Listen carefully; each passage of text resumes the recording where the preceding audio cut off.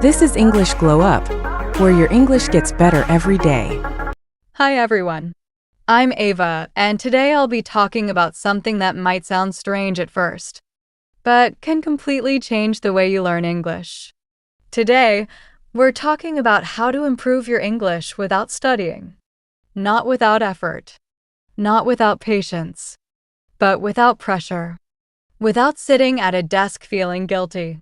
Without opening grammar books you don't enjoy. Without telling yourself, I'm bad at languages. If English has ever felt heavy, if learning English has ever made you tired instead of excited, if you've ever felt like you're stuck at the same level no matter how much you study, this episode is for you.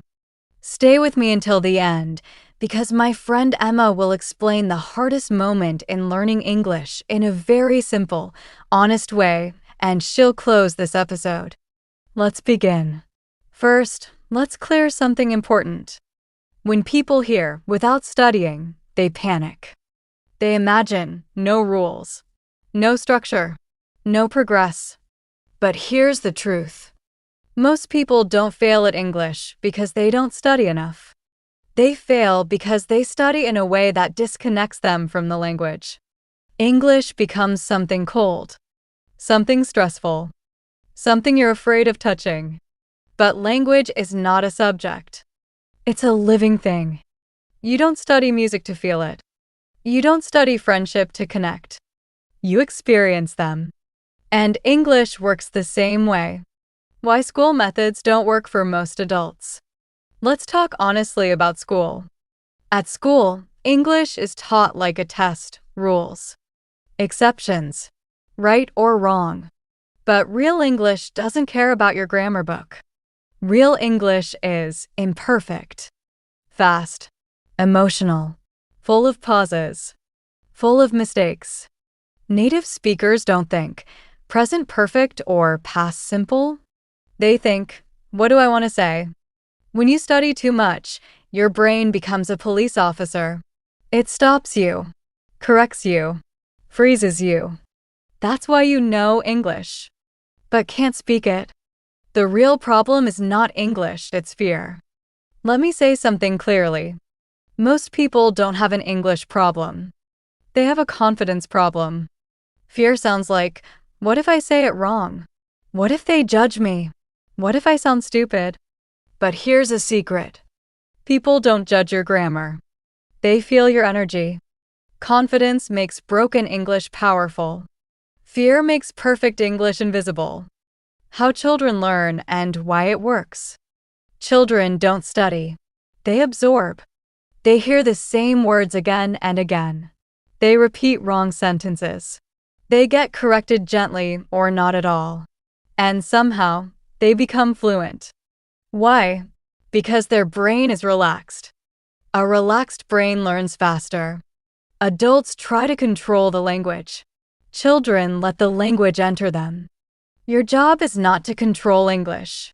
Your job is to expose yourself to it daily. Listening is not passive, it's powerful. This is where real improvement starts. Listening is not lazy. It's not weak. It's not doing nothing. Listening is how your brain builds sound memory, sentence rhythm, natural structures. When you listen enough, English starts sounding right or wrong without rules. That's fluency. Listen while walking, driving, cleaning, resting. Not lessons. Real voices, real conversations, real emotions. You don't need to understand everything. This is where most people quit.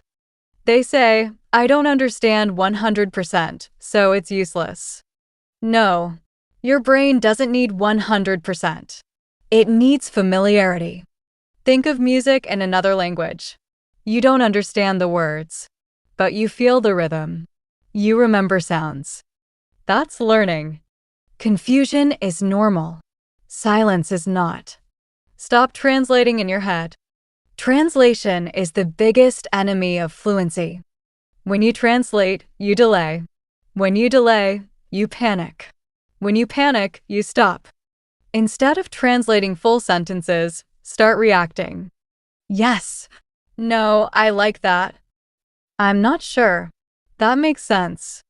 Simple reactions create fast English. Talking to yourself is not crazy, it's smart.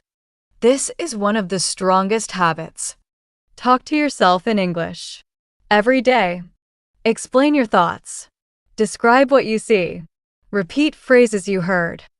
There is no fear when you're alone. No judgment. Only practice.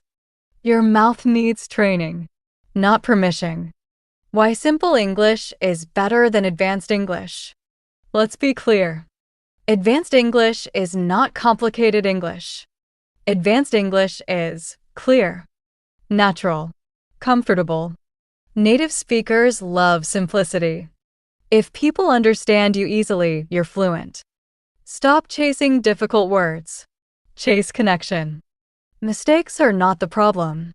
Silence is. Mistakes mean you're trying. You're experimenting. You're learning. Every fluent speaker was once uncomfortable. The difference? They continued. English should enter your life, not your schedule. You don't need study time. You need contact time. 5 minutes here. 10 minutes there. Every day. Small exposure beats big plans. Now, before we finish. No, I'll let you with Emma. You know how to do it. The hardest word for many English learners is confidence. Confidence does not mean speaking perfect English. It does not mean knowing all the grammar rules. And it does not mean having a strong accent or a native voice. Confidence means speaking even when you are not sure. It means continuing even when you make mistakes. It means trusting yourself before you feel ready.